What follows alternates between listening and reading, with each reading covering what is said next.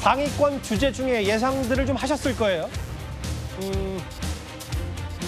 역대 대통령 중에 가장 빠른 기자회견. 이재명 대통령이 취임 한 달을 맞아서 청와대 영빈관에서 2시간 동안 기자회견을 열었습니다.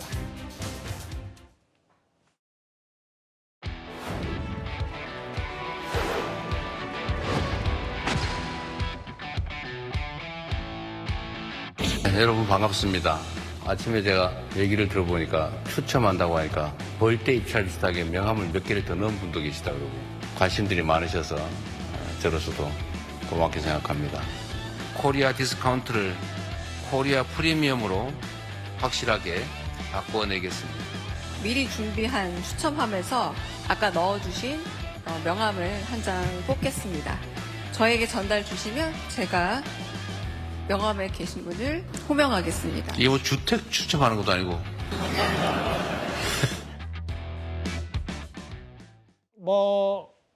오늘 한 질문 15개 정도를 받았나요? 먼저 현장 스케치부터 먼저 해보겠습니다. 장희 변호사님. 네. 청와대 영빈관에서 타운홀 미팅 형식으로 진행이 됐고 대통령과 취재 기자들 거리가 한 1.5m로 비교적 가까웠어요. 연단도 없애고 기자들과 이제 같은 눈높이인데 보니까 가장 특징적이었던 게 명함을 대표적으로 저희 종합편성 채널이면 종편 기자들, 네. 지상파, 통신사 이렇게 해서 추첨을 통해서 질문을 받았어요. 보통은 대통령이 기자회견을 하게 되면은 미리 사전에 질문을 또 검증하기도 하고 준비하기도 하고 또 통신사별로 지역지별로 또 중앙 언론사별로 각각 좀 분담을 해가지고 정해진 틀에 맞춰가지고 딱 정형적인 질문을 주고받는 그것도 딱 일회성으로 끝나는 양식이었는데 지금은 그렇지 않다 보니까 좀 다채로운 풍경이 펼쳐졌던 것 같습니다. 기본적으로 명함을 좀 뽑아서 그 해당 언론사 기자로부터 질문을 받다 보니까 예. 풀뿌리 언론사라고 지칭되는 그런 지역 언론사들이 본인들의 현안과 관련해서 지역의 어떤 이슈와 관련된 육성을 대통령으로부터 직접 끌어내기도 하고 그리고 화상을 통해 가지고 그동안은 기자단이라는 곳에서 다소 포함되지 못하고 이제 그 기자단에 출석을 할 수 없는 그런 기자들에게도 이 질문 기회가 부여되고 이런 부분이 어떻게 보면 언론의 지형을 좀 넓히고 또 여러 주제에 대한 대통령의 인식을 확인할 수 있는 그런 계기로 중요하게 작용했던 것 같습니다. 그러니까 좀 더 형식을 조금 더 개방적으로 하고 여러 질문들에 가감 없이 준비된 질문 이런 거 아니고 허심탄회하고 기탄 없이 이재명 대통령이 얘기하겠다. 열린 형식으로 만들었고 추첨을 했다. 최진봉 교수님. 최 교수께도 쭉 보셨지만 저도 쭉 봤는데 네. 저도 아까 장희 변호사 말씀 좀 동의하면서 형식은 또 많이 개방적으로 하면서 이재명 대통령의 본인 생각을 얘기하는 건 상당히 긍정적이었는데 제가 뭘 느꼈냐면 빠르게 기자회견하는 것도 물론 엄청난 장점이고 좋지만 아직 인수위도 없이 진행됐고 30일 만에 기자회견을 자청했기 때문에 뭔가 아직 뾰족하게 얘기할 수 없는 부분이 많다. 좀 언론적인 얘기밖에 할 수 없다는 느낌도 좀 받았거든요. 그러니까 진행되는 사안에서는 그렇게 얘기할 수밖에 없죠. 예를 들면 관세 협상 같은 거, 그다음에 주택 정책 이런 부분들은 사실은 현재 진행형이잖아요. 그러니까 명확하게 성과를 내는 것이 아직까지는 나오지 않았기 때문에 그건 진행형으로 얘기할 수밖에 없는 사안이라는 생각이 들어요. 다만 이제 그 국민들 입장에서 이런 생각도 들 겁니다. 빠른 시간 안에 대통령이 어떤 정책을 갖고 있는지를 듣고 싶어해요. 예. 100일이라는 시간 동안 지나고 나서 어느 정도 성과가 나서 많은 성과들을 놓고 얘기할 수도 있겠지만 국민들 입장에서는 빠른 시간 안에 가능한 한 대통령이 새로 이제 취임을 했으니 예. 국가가 어떤 방향으로 움직여질지 또 정책의 방향이 어떤 방향으로 흐름을 가질지 이런 부분에 대한 궁금증을 많이 가질 거라고 생각합니다. 그런 부분들을 이재명 대통령이 이제 30일이라고 하는 취임 한 달 만에 기자회견한 배경이라고 저는 생각을 합니다. 그래서 이게 장단점이 있을 수 있어요. 말씀하신 것처럼 예를 들어서 좀 시간을 두고 하면 성과를 내고 그걸 잘 이렇게 홍보하고 알릴 수 있는 기회도 될 수 있지만 또 한편으로 보면 국민들이 궁금해하는 것들 빠른 시간에 얘기해 주려는 의도도 있다고 보여지니까 그런 점에서는 이재명 대통령 입장에서는 국민과 소통하는 걸 좀 더 적극적으로 하겠다는 의지를 보여준 거라고 생각합니다. 그러니까 일각에서 이재명 표 정책들이 좀 어느 정도 무르익으면 더 구체적인 얘기를 할 수 있지 않았을까라는 의견도 있어서 제가 한번 질문을 드린 거예요. 이재명 대통령 오늘 여러 얘기를 했는데 특히 지난주에 부동산 첫 번째 대책을 내놨습니다. 초강력 대책. 6억 대출 넘은 건 절대 안 된다. 이재명 대통령이 이런 말을 했습니다. 제가 이제 부동산과 관련된 말씀을 좀 드리면 이번에 대출 규제는 맛배기 정도에 불과하죠. 그러니까 수요 대책은 아직도 엄청나게 많이 남아있다. 이건 맛배기 정도다 이렇게 제가 말씀을 드리고요. 공급도 좀 속도를 충분히 내면 걱정할 상황은 전혀 벌어지지 않을 거다 말씀드립니다. 집값 잡기에 꽤 자신감이 있는 것도 같고 이재명 대통령이. 정혁진 변호사님 어떻게 들으셨어요? 왜냐하면 대출 규제는 맛보기 정도에 불과하다라고 했어요. 초강력 대책이 맛보기다. 글쎄요, 그 대출 규제가 그 전격적으로 이루어지지 않았습니까? 그래가지고 그걸로 인해서 피해를 입은 사람들도 상당히 있다라고 제가 알고 있는데, 그런데 대통령이 저런 말씀을 하시니까 일반적인 경우에는 기대가 딱 되어야 되는데 사실 저는 조금 걱정도 됩니다. 왜냐하면 누가 생각이 나냐면 다른 사람도 아닌 문재인 전 대통령이 생각나거든요. 문재인 전 대통령이 뭐라고 말씀하셨냐면 집값은 자신 있다고 그랬었어요. 하지만 그 집값 때문에 문재인 대통령이 정권을 뺏기게 된 그런 계기가 됐던 것이 아닌가. 중요한 건 뭐냐면요. 이런저런 인위적인 수단을 쓰는 게 중요한 게 아니라 정부가 시장을 이길 수가 없습니다. 그러니까 시장의 자연스러운 그 흐름에 잘 그 적응하도록 해야 되고, 그다음 우리 국민들 지금 제일 황당해하고 좀 그런 것이 무엇이냐면은 오히려 우리 일반 국민들이 역차별 받는 거 아니냐 그런 느낌들 많이 받고 있지 않습니까? 그러니까 오히려 외국인들이 그 집을 뭐 마음대로 살 수 있는 것에 대한 그런 규제 같은 것들 오히려 더 강화하고 그다음 시장 원리에 따라 가지고 하는 것이 그게 정답이 아닐까 저는 개인적으로 생각하고 있습니다. 뭐 정혁진 변호사가 말씀하실 때 저도 이제 과거 뉴스탑10에서 했던 기억이 나는 게 저 장유 변호사님 당시 김수현 수석이 뭐라 그랬냐면 내년 뭐 봄까지 집 다 파시라 이제 앞으로 집으로 돈 벌 생각 하지 말라고 했는데 사실 상황이 정반대가 됐고, 그럼 대출 규제는 맛보기 정도에 불과하다면 시장으로는 좀 사실 살벌함을 느낄 수가 있는 게 세금도 하고 공급 정책, 세금 규제도 할 수 있다. 이게 이재명 대통령의 앞으로 얘기인 겁니까? 그런데 오늘 이 전반적인 부동산 정책과 관련한 대통령의 어떤 발언을 종합하면 한 언론사에서 이런 제목을 지었던데 과거 민주당 정부에서는 부동산 보유를 죄악시했다면 일단 이재명 정부는 그 부분을 인정하고 들어갔다라고 평가를 하더라고요. 기본적으로 부동산이 사실상 거의 유일한 재산 축적의 수단으로 기능하고 있다는 점을 부인할 수가 없습니다. 그렇기 때문에 누차 이야기하는 것도 부동산 시장을 이 다른 주식시장이나 기업 가치에 반영될 수 있도록 그런 시장으로 자금을 조금 이동시킬 수 있는 정책 방향을 고민해보자라는 게 이재명 정부의 하나의 또 숙제이기도 하고요.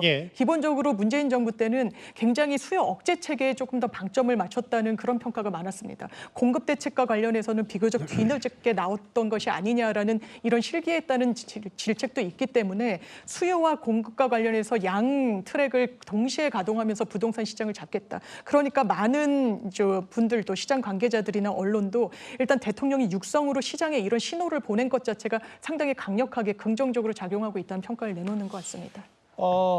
논점이 또 하나 있습니다. 오늘 기자회견의 핵심 내용 중에 부동산 정책 맛보기에 불과하다. 또 하나 미국의 관세 정책 얘기가 있는데 가장 신중했어요. 이재명 대통령이 오늘 15가지의 질문 중에 이 관세 협상 미국 얘기가. 그런데 이제 마크 루비오 국무장관이 원래 우리나라 오기로 했었는데 이게 전격적으로 취소가 됐습니다. 그러면 이재명 대통령과 트럼프 대통령 언제 만나냐 여러 가지 얘기가 나오는데 일단 이재명 대통령 오늘 발언부터 듣고 오겠습니다. 관세 협상 얘기 제가 이거 분명히 물어볼 텐데 뭐라고 대답을 할까 고민을 사실 많이 했어요. 관세 협상이 매우 쉽지 않은 건 분명합니다. 지금 그렇다고 해서 7월 8일까지 끝낼 수 있는지도 확언하기 어려워요. 지금 최선을 다하고 있습니다.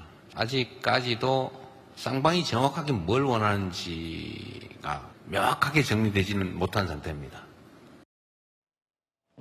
일단 오늘 가장 눈여겨볼 뉴스 가운데요, 유현정 의원님. 루비오 국무장관이 원래 8월 9일 오기로 했었는데 방한을 취소했습니다. 지난 12.3 비상계엄 이후에 이렇게 지금까지 사실 미국의 고위 관계자가 대한민국을 찾지 않은 전례는 거의 없습니다. 비상계엄 이후에 미국 국방부 장관이 방한을 취소했고요. 자, 그러다 보니까 이제 이 새 정부 들어서 루비오 국무장관이 처음으로 이제 미국 최고위 관계자가 이제 방문하는 거거든요. 한미 관계는 기본적으로 동맹 관계이기 때문에 고위 관계자들의 어떤 방문 자체가 굉장히 그동안 원활해 왔습니다. 자, 그런 의미에서 이제 루비오 장관의 방한이 어떤 이 막힌 한미 관계를 좀 풀 수 있는 그런 계기였다라는 기대가 있었는데 오늘 전격적으로 방한이 무산이 됐습니다. 오는 10일 날 이 말레이시아 쿠알라룸푸르에서 ARF 회담이 열립니다. 아마 그 회담이 열리기 전에 일본과 한국을 이제 들고 가겠다 이런 계획이었는데 이 일본과 한국을 들으는 두 계획 다 이제 취소를 했어요. 예. 아마 미국의 국내 상황 자체가 중동전이나 여러 가지 어떤 중대한 문제가 있기 때문에 뭐 그런 걸로 이해는 됩니다만은 그러나 이제 트럼프 대통령과의 통화라든지 그 이후에 어떤 벌어졌던 문제를 보면 또 G7 회담에서 이제 한미 정상회담이 사실상 이루어지지 않았고 또 이재명 대통령이 나토 회담에 가지 않았지 않습니까? 이제 그러다 보니 취임한 이후에 사실은 한미 관계의 어떤 고위 관계자 접촉이 없다 보니까 지금 7월달 들어서 트럼프 대통령이 각국과 이제 관세 협상을 지금 타결짓기 시작하고 있거든요. 예. 베트남이 지금 타결이 됐고요. 일본과는 지금 굉장히 아마 좀 상당히 상황이 안 좋은 관계로 맞아요, 가고 맞아요. 있습니다. 그렇다면 대한민국은 과연 그러면 어느 선에서 지금 통상교섭본부장이 왔다 갔다 합니다만은 사실 아시겠지만 이 모든 것들이 사실 트럼프 대통령의 어떤 혼자 1인의 결단에서 이루어지고 있는 측면이 강하거든요. 이제 그런 상황에서 트럼프 대통령이 지금 이재명 대통령에 대해서 개인적으로 또 언급한 부분이 별로 없어요. 본인 SNS나 등을 통해서. 이제 그런 관계를 보면 모르겠습니다. 지금 아마 일부 보도에 따르면 7월 말쯤 이재명 대통령이 아마 방미를 추진하고 있다는 보도가 있습니다만, 예. 그러니까 빠른 시간 안에 어쨌든 간에 지금 정상 간의 회담을 통해서 뭔가 어떤 결론을 좀 내야 되는데 그것이 자꾸 늘어지고 있고 그 가운데 최근에 오늘 있었던 중국이 전승절에 이재명 대통령을 초청했다라는 이야기 또 대통령실에서는 소통하고 있다. 주한 중국 대사관 측에서는 환영한다. 뭐 이런 이야기가 나오다 보니까 이게 자칫 이게 양쪽의 어떤 관계가 좀 꼬이는 것이 아닌가라는 그런 우려도 있는 것 같습니다. 그러니까 최진봉 교수님, 이게 미국 내부 사정이라는 대통령실 입장이니까 이게 맞겠죠. 근데 그런 건 있을 거예요. 그러니까 어쨌든 트럼프 대통령을 먼저 만나기로 이재명 대통령도 마음을 굳혔고 이게 여러 가지 사정, 정한의 사정 때문에 쉽지 않는데 또 루비오 국무장관도 안 오고 이 와중에 또 중국 전승절 초청까지 받았는데 소통 중이라고 하고 약간 꼬여 있다는 평가도 있거든요. 근데 저는 그렇게 생각하지 않고요. 지금 말씀하신 것처럼 이제 본인이 직접 그렇게 얘기한 미국의 내부 사정 때문에 방한을 못하고 우리나라는 방한을 안 하는 게 원래는 일본 거쳐서 우리나라 오게 돼 있었어요. 근데 일본과 우리나라의 방한 일정을 이제 전부 취소를 했거든요. 아마 긴박하게 돌아가는 상황이 있는 것 같아요. 지금 미국 NSC 관련해서 약간 논란이 좀 있는 것 같더라고요, 루비오 장관이. 그러다 보니까 아마 그 국내 상황 때문에 돌아간 것 같은데 좀 아쉬운 부분이 있죠, 사실. 우리나라 방문해서 7월에 한미 정상회담에 대한 논의를 유성락 실장하고 하기로 아마 계획이 돼 있었던 것 같은데 무산이 돼서 좀 아쉬운 점은 분명히 있습니다. 다만 이게 뭐 우리나라 일부러 피하기 위해서 그런 건 아니니까 상황적으로 이렇게 된 상황이고요. 우리는 이제 계속 접촉을 해야죠. 그리고 중국이든 미국이든 우리는 정상회담을 빠른 시간에 이루어서 우리나라의 어떤 외교라든지 아니면 무역 이런 부분들을 좀 정상화시키는 데 필요하다고 생각해요. 우리나라가 미국 우선주의가 된다는 건 절대로 그건 변할 수 없는 진리라고 저는 보기 때문에 이재명 대통령도 그 부분을 잘 인식하고 있고 미국과의 관계 또는 뭐 빠른 시간 안에 한미 정상회담 이루는 일에는 대통령실에 적극적으로 나설 거라고 생각합니다. 잠시만요. 이번 주제 2위로 이렇게 정리를 하고요. 오늘 대통령의 기자회견 핵심 내용들을 정리해봤습니다. 추가 속보가 들어왔습니다. 제가 앞서 언급했던 도봉구 방학사거리 인도 돌진 사고입니다. 이게 사고 직후 영상인데요. 보시는 그대로입니다. 안타깝게도 보행자가 병원으로 옮겨진 뒤에 숨졌습니다. 회색 택시가 저렇게 나무가 있는 인도 차량으로 돌진을 한 건데 심정지 상태로 병원으로 이송이 됐고 조금 전 도방 소방서가 제공한 영상에 따르면 지금 이렇게 천막도 쳐 있고요. 사고 수습에 나서고 있습니다. 안타깝습니다. 최근에 이렇게 인도 돌진 사고가 있다는지 모르겠는데 저 사고 원인도 충분히 잘 경찰이 조사를 해야 될 것 같습니다. 지금까지 들어온 여러분들의 목소리를 만나볼 차례입니다. 첫 번째 댓글입니다. 일하라고 뽑았는데 참으라고 계양구청장의 저 발언이 꽤 논란입니다. 예. 악플은 고발을 않는다. 자수해서 광명차자라고 하셨고요. 예. 그때는 필요 없고 지금은 필요하다. 특활비도 다 영수증 처리해 주세요라고. 윤석열 정부 때는 전액 삭감하더니 지금 여당 행태를 비판하신 것 같아요. 분골 쇄신이 아니라 국민의힘 인적 쇄신이 답이다라고 하셨습니다. 대선 다 져놓고 지금 와서 책 쓰는 게 무슨 의미가 있냐. 국민의힘 관련 비판 목소리 연이어서 두 개를 만나봤습니다. 댓글 5개 모두 감사드립니다.